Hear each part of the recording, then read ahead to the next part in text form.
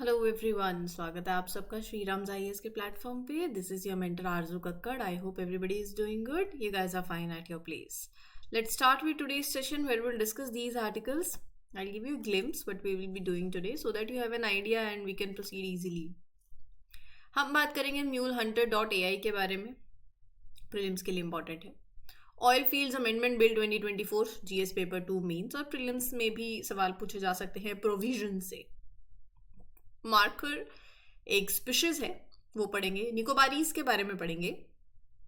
And will talk about Syrian rebel seize control of Damascus palaces. Mains GS paper 2, even interview and prelims के लिए map work. सो ये इस particular article से आप चीज़ें connect कर सकते हैं.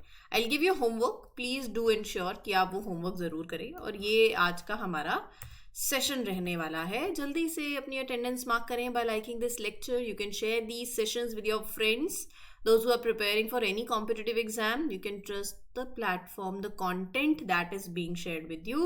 Shriram's IAS is serving the nation since 1985 and given some best of the results. So do share. ठीक है, इधर उधर की टाइम ना लेते हुए पहले आर्टिकल पे आ जाते हैं सीधा, जो बात कर रहा है कि राज्यसभा ने recently oil field regulation and amendment bill 2024 पास किया है. When the oil fields act was first passed, पहली बार जब ये एक्ट पास हुआ था ना, इसको बोला जाता था mines and minerals regulation and development act 1948. Right.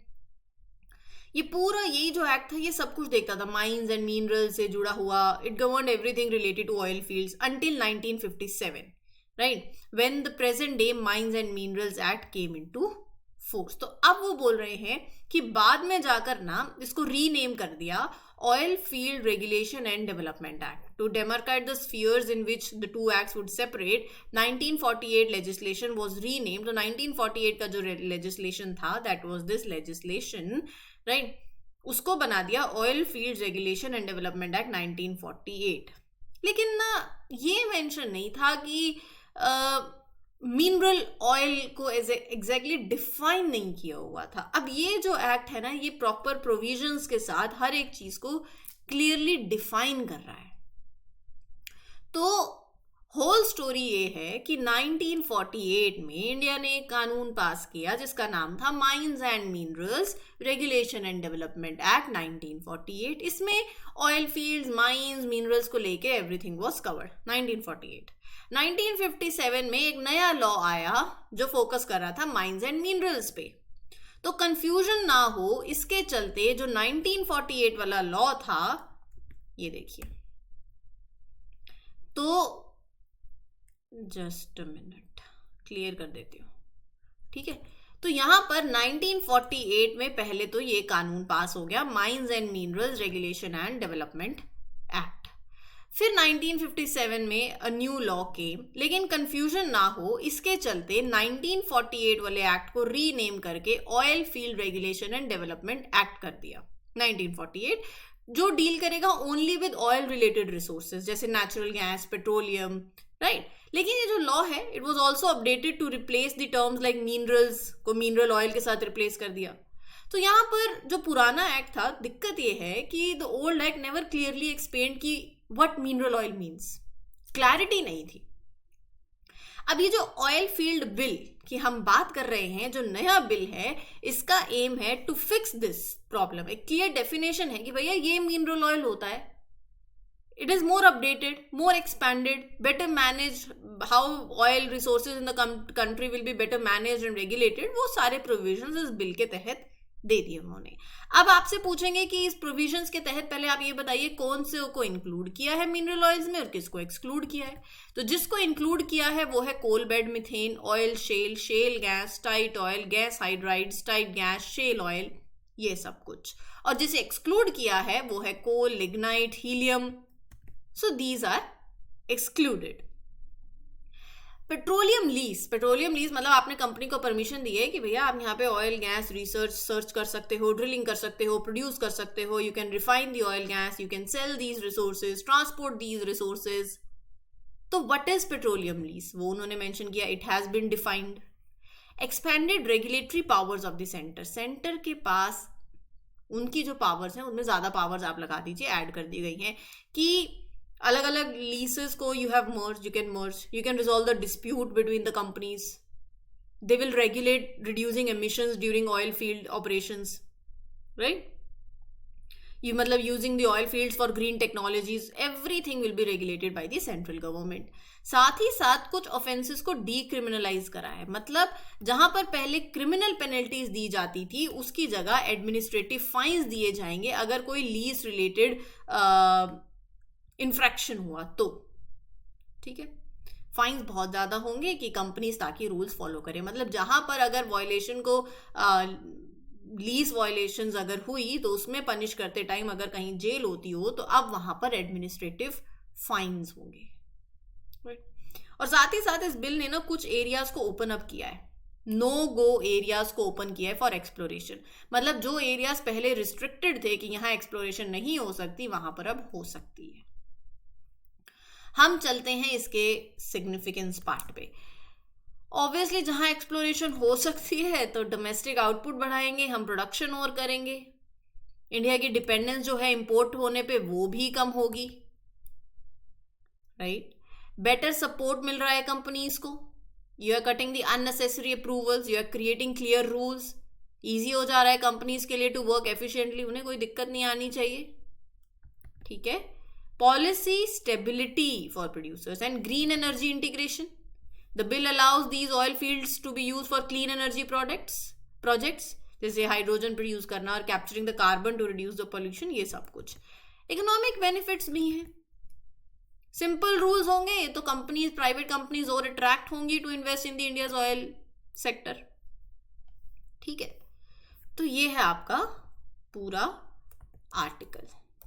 चलते हैं हमारे अगले आर्टिकल के ऊपर दैट टॉक्स अबाउट जस्ट, इससे पहले तो ना मैं आपको ये बता देती हूँ, अगर किसी को पॉलिटी में कोई डाउट आ रहा है ना, so you can refer the sessions available हैं ऑन द प्लेटफॉर्म, कोई दिक्कत हो फ्री ऑफ कॉस्ट है, nothing is being charge, so you can refer them and let others know also, ठीक है।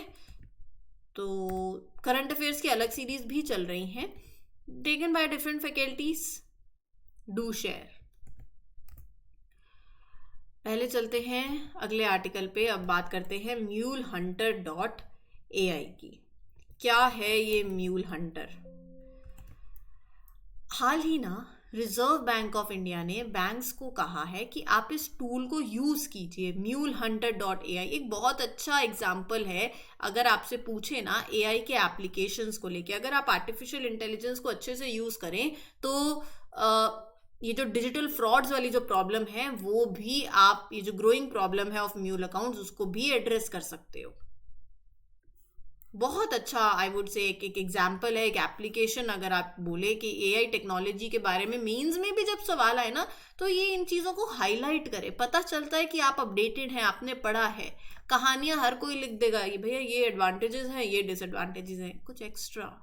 और ये चीज़ें ना सब्जी के ऊपर धनिया का काम करती है और निखारती है ना सब्जी की वैल्यू को। वही है आर्टिफिशियल इंटेलिजेंस बेस्ड मॉडल है, डेवलप किया है रिजर्व बैंक की सब्सिडरी है रिजर्व बैंक इनोवेशन हब। उन्होंने म्यूल बैंक अकाउंट्स होते हैं, जैसे कि मान लो जनधन योजना थी, बहुत से अकाउंट्स खुले होंगे, कुछ अकाउंट्स ऐसे हैं जो बस खुले हैं, कोई यूज नहीं हो रहा है, पड़े हैं बस वो अकाउंट्स, कोई ट्रांजैक्शन नहीं हो रहा है। जिसका अकाउंट खुला है वही होता है ना कि फाइनेंशियल लिटरेसी भी नहीं है, and number of things are there. तो वो अकाउंट जो है वो म्यूल बैंक अकाउंट्स है, और जो फ्रॉडस्टर है वो इसी को ही यूज करेगा। तो जब उसमें ट्रांजैक्शंस होने लगेंगी, एक महीने में इतनी ज्यादा ट्रांजैक्शंस हो गई, तो based on that pattern, artificial intelligence machine learning को तो आप यही सिखाओगे ना कि भैया ये पैटर्न थोड़ा एनालाइज करो, और वो पैटर्न आप एनालाइज करेगी आपकी मशीन लर्निंग, वो एप्लीकेशन, वो टूल, और उसके बेसिस पे with high speed and accuracy they will give you this data. आप वो डेटा को एनालाइज करेगी और वो आपको बताएगी, they will detect the mule bank accounts एक एफिशिएंट मैनर में। तो अभी ऑल ओवर पैन इंडिया नहीं हुआ है इसका start, it is pilot with 2 large public sector banks, ताकि आपको एक एनकरेजिंग रिजल्ट्स मिल सकें। क्रिमिनल्स के द्वारा ये बैंक अकाउंट्स, ये म्यूल अकाउंट्स यूज किए जाते हैं इलीगल एक्टिविटीज के लिए, मनी लॉन्ड्रिंग के लिए ऑफ दीज इलिसिट फंड्स। और एक्चुअल में जिसका अकाउंट है money mule, it is a term that is used to describe the innocent victim, जिन्हें पता भी नहीं कि क्रिमिनल उनके अकाउंट से वाया देयर बैंक अकाउंट ये सारा काम कर रहा है, आप तो उसको जाके पकड़ रहे हो, उस बेचारे को क्या पता ये सब हो रहा है। सो अगर ये इंसिडेंट्स रिपोर्ट हो जाते हैं तो you will get the actual criminals. और ये बहुत अनडिटेक्टेबल था, बट एआई टूल के द्वारा with that data, with that pattern, अगर आप वो देखें, उसको दें, वो पढ़े, वो सीखे, एज इन लर्निंग। ये मशीन लर्निंग क्या है? जब आप मशीन को पढ़ा रहे हो, मशीन को कह रहे हो कि ऐसा ऐसा आपको ऐसा डेटा आपने इनपुट कराया, उस पैटर्न और उस एल्गोरिदम के हिसाब से फिर ऐसी कभी ट्रांजैक्शन होगी वो पकड़ेगी। ठीक है, so that is this whole scenario. आगे चलते हैं, सीरिया की बात करते हैं, जो आपके इंटरनेशनल रिलेशंस के लिए बहुत इंपॉर्टेंट आर्टिकल है। प्रीलिम्स में डायरेक्टली सवाल ऐसा आएगा कि अच्छा ये एलिपो जगह है, होमस, डेमस्कस, ये जगहें कहाँ पड़ती हैं? जो टर्म सीरिया से जुड़ी हुई जगहें ऐसी हैं जो न्यूज़ में हैं, वो आपके एग्जाम के लिए रेलिवेंट हो जाती हैं। तो अब आपको मैप में देखनी पड़ेंगी और थोड़ा आलस सब छोड़ना पड़ेगा। एक तो प्रीलिम्स पास आ रहा है, तो अपनी स्पीड को, जो डबल स्पीड है तो उसको ट्रिपल करनी पड़ेगी, जो सिंगल स्पीड से चल रहा है उसको डबल करना पड़ेगा, अपने एफर्ट्स को डबल करना पड़ेगा। दूसरा, प्रीलिम्स भी पास आ रहा है, ठंड भी आ रही है। जब ठंड आ रही है तो फिर वो थोड़ा लेजीनेस आती है, फिर होता है ब्लैंकेट में बस बैठे रहें, वो बस बैठे रहें। अगर वो सीरियसनेस नहीं है ना, तो सीरियसनेस नहीं है तो बस बैठे रहे ही होगा। तो ठंड को यूटिलाइज करो, एक कप कॉफ़ी लो, चाय लो, और फिर रिफ्रेश ग्रीन टी जो भी आप लेते हैं वो लो, बैठो, पढ़ो। ठीक है, पढ़ो, एटलस खोलो, देखो सीरिया कहाँ है, देखो किसके साथ बॉर्डर लगता है। हुआ क्या ना, सीरिया के प्रेसिडेंट सीरिया से जा चुके हैं, मिलिटेंट्स ने सीरिया एक्वायर कर लिया। अब सीरिया, ईरान, रशिया, ये पार्टी एक तरफ थी, ऐसे लगा लीजिए। इधर इजराइल, यूएस एक तरफ था। अब ईरान भी सीरिया का यूज करता था कि अगर हिजबुल्ला को वेपन्स पहुंचाने हैं तो वो वाया सीरिया दे देता था। हिजबुल्ला इधर इजराइल और के चक्कर में इन्वॉल्व, रशिया का ध्यान यूक्रेन वाली तरफ इन्वॉल्व, और यहाँ पर फायदा उठाया कि ध्यान नहीं है किसी का भी सीरिया की तरफ, और सारा काम हो गया। ठीक है, अब सीरिया आने वाले टाइम में अब क्या होगा वो तो आई अपडेट यू, बट अब ये टुकड़ों में बट जाएगा, थोड़ा हिस्सा तुम, थोड़ा हिस्सा तुम, थोड़ा हिस्सा तुम, थोड़ा हिस्सा तुम। ठीक है, ये कहानी अभी की कहानी नहीं है, पहली बात तो ये लंबी कहानी है। Syrian civil war, it began in 2011। 2011 में लोग सीरिया के अंदर they were protesting peacefully, they were asking for more freedoms, more reforms. President थे बशर अल असद। ठीक है, तो देखो उस टाइम में, अब बिल्कुल history back, modern history, sorry world history में नहीं जाना चाहूंगी, बट ओवरऑल जो अभी करंट सिनेरियो है वो यही है कि रिबल ग्रुप्स ने एंटर कर गए हैं, जो इनका मेन सिटी है उसको कैप्चर कर लिया है और खुद चले गए हैं सीरिया के प्रेसिडेंट बाहर। जो रिबल ग्रुप है that is HTS, they have their link with al Qaeda also. ठीक है, दे ब्रेक फ्रॉम अलकायदा, 2016 की बात कर रही हूं मैं, but these are the changes there now. Turkey also provided some support to some these rebel factions, ताकि they take the advantage of it, right. Russia की इन्वॉल्वमेंट जैसे मैंने बताया वो यूक्रेन में थी। Iran and Hezbollah, they also suffered losses. India इस time पे इज ऑब्जर्विंग द सिचुएशन।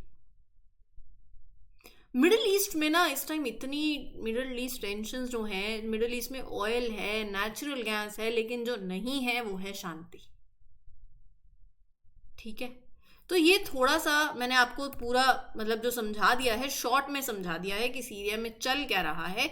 इसके चलते आपसे एक तो अरब स्प्रिंग, पढ़ना है आपने, आज का होमवर्क ही बस यही है, एक ये देखना है और दूसरा जो इम्पोर्टेंट लोकेशंस हैं वो मैप में देखनी है। जैसे ही सीरिया है, इधर देखो मैं आपको दिखाती हूँ मैप में, डेमस्कस है, इवन इजराइल के बेंजामिन नेथन्याहू गोलन हाइट्स गए। गोलन हाइट्स क्या है? सीरिया का, मतलब मैप में अगर आप देखें तो मैप में अगर आप देखना Golan Heights, Benjamin Netanyahu Golan Heights गए, वो एरिया इजराइल ने कब्जा रखा है, वो वहाँ खड़े होकर वीडियो बना रहे हैं कि ये हमने ऐसा किया, they are taking this opportunity कि ये वी हैव डन दिस। और अब सीरिया मतलब ऑब्वियसली वो ज़्यादा एरिया एक्वायर करेंगे, लैंड लेंगे, जो भी है, बट ये सब सिनेरियो इस टाइम पे टेंशन जो है मिडल ईस्ट में चल रही हैं। मिड सीरिया के पास लगता है, देखो मेडिटेरेनियन सी लगता है, इधर इराक है, ऊपर टर्की है, ईरान का बॉर्डर लगता है, नहीं बहुत इंपॉर्टेंट है, ये आपको मालूम होना चाहिए, जॉर्डन है, right. So you have to make sure कि आपको ये इंपॉर्टेंट लोकेशंस और बॉर्डर्स मालूम होने चाहिए। कहीं से भी सवाल प्रीलिम्स में उठे, फटाफट से आंसर आपके हाथ में हो।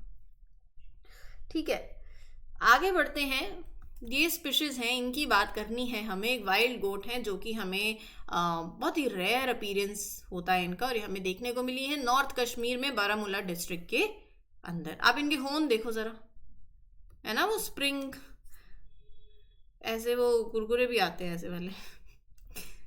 तो on a lighter note, large wild goat है, थिक फर है, देख ही सकते हैं हम।